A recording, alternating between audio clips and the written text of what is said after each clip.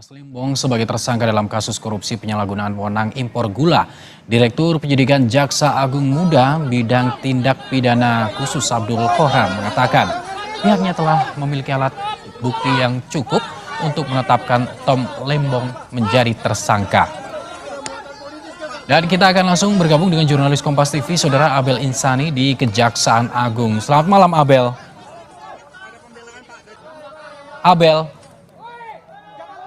Selamat malam. Abel, Tom Lembong ini ditetapkan oleh Kejagung menjadi tersangka. Seperti apa sebetulnya kronologinya dan juga ceritanya hingga akhirnya Kejagung memilih untuk menetapkan menjadi tersangka Tom Lembong?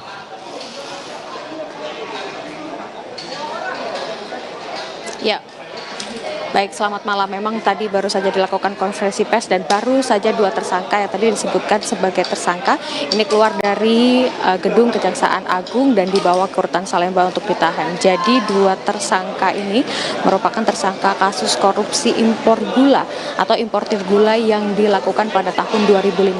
Ada dua tersangka, yaitu ada TTL atau Tom Lembong dan juga CS begitu, di mana kita mengetahui bahwa Tom Lembong ini pada tahun 2015 sampai 2017 ini menjadi Menteri Perdagangan, dan pada saat itu Tom Lembong mengizinkan untuk mengimportir gula sebanyak 105 ton, padahal pada saat itu Indonesia tidak membutuhkan gula. Maksud saya tidak membutuhkan impor gula begitu.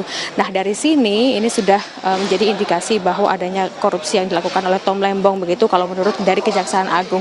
Terlebih yang harusnya mengizinkan untuk ada impor gula ini merupakan hanya dari BUMN, tetapi pada saat itu Tom Lembong melalui Menteri Perdagangan begitu ya, atau pada saat menjadi Menteri Perdagangan malah mengizinkan untuk adanya importir gula, sehingga ini juga yang menjadi perhatian dari Kejaksaan Agung untuk bisa mengusut kasus tuntas importir gula yang ada pada tahun 2015. Nah, dari akibat kejadian korupsi importir gula pada tahun 2015, tadi Kejaksaan Agung sudah menyebutkan bahwa kerugian mengalami negara ini sebanyak 400 miliar rupiah begitu.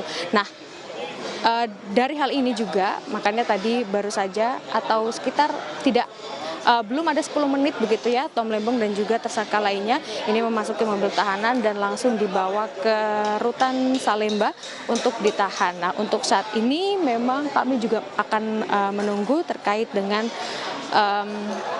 penjelasan lebih lanjut nanti karena akan ada press conference kembali yang akan dilakukan oleh Kejaksaan Agung. Sementara begitu yang bisa kami laporkan. Abel, terkait dengan penetapan tersangka oleh Kejagung terhadap Tom Lembong dan satu tersangka lain tadi, apa alat bukti yang menguatkan Kejagung, Abel?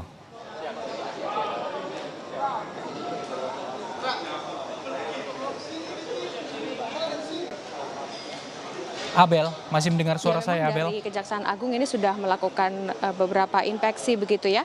Ada beberapa alat bukti memang yang disampaikan ataupun juga tadi juga sudah ada pemeriksaan atau penggeledahan begitu di beberapa tempat, dan Kejaksaan Agung menemukan ada beberapa bukti yang cukup untuk bisa membuat status dari Tom Lembong sebagai saksi menjadi tersangka. Tapi sebelumnya memang sudah ada 90 saksi yang diperiksa atas kasus impor gula ini. Impor gula yang dilakukan pada tahun 2015. Nah, ini pada saat itu ada rapat koordinasi antar kementerian yang tepatnya dilakukan pada tahun 2015 dan disimpulkan bahwa Indonesia pada saat itu mengalami siklus gula yang artinya tidak membutuhkan adanya impor gula, tetapi pada saat itu Tom Lembong ini menggunakan wewenangnya sebagai Menteri Perdagangan untuk bisa mengimpor gula. Nah, pada saat itu juga sebenarnya Indonesia tidak membutuhkan impor gula dan hanya BUMN saja yang boleh mengimpor gula.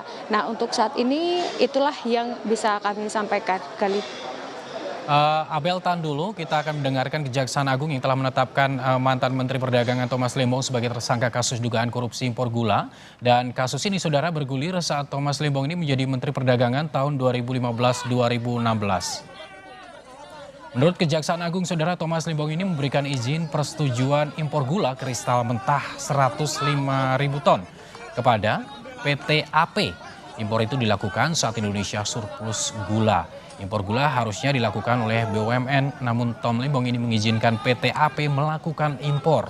Pihak Kemendak diduga menerbitkan persetujuan impor gula tidak sesuai dengan ketentuan. Selain itu, Saudara, Kemendak disebut memberikan izin impor melebihi kuota. Pada tahun 2015, berdasarkan rapat koordinasi antar kementerian, tepatnya telah dilaksanakan pada tanggal 12 Mei 2015, telah disimpulkan bahwa Indonesia mengalami surplus gula sehingga tidak perlu atau tidak membutuhkan impor gula. Pada tahun yang sama, yaitu tahun 2015 tersebut, Menteri Perdagangan, yaitu Saudara TTR, memberikan izin persetujuan impor gula kristal mentah sebanyak 105.000 ton kepada PT AP, yang kemudian gula kristal mentah tersebut diolah menjadi gula kristal putih atau GKP. Sesuai dengan keputusan Menteri Perdagangan dan Perindustrian nomor 527 tahun 2004, yang diperbolehkan impor gula kristal putih adalah BUMN. Tetapi berdasarkan persetujuan impor yang telah dikeluarkan oleh tersangka TTL, impor gula tersebut dilakukan oleh PT AP.